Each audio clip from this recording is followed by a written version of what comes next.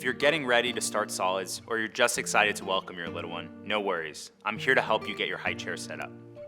Okay, so let's go over what's in your box to make sure you have all of the parts first. You should have one seat with the harness connected, a belly bar, crossbar with footrests, a tray, 4 long legs, 4 bolts, and an Allen key. If you have the full kit, you will also have a cushion and 4 playchair legs. The first step is super easy. Grab your high chair legs and click them into the base of the seat.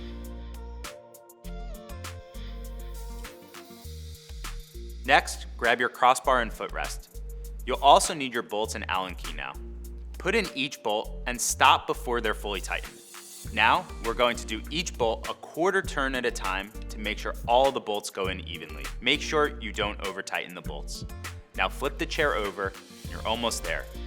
Grab the belly bar, start off by connecting to the base of the seat, then connect the sides. To know it's in, you'll hear a loud click. If you have a cushion, grab it and put it on. Then slide on the tray until it clicks into place.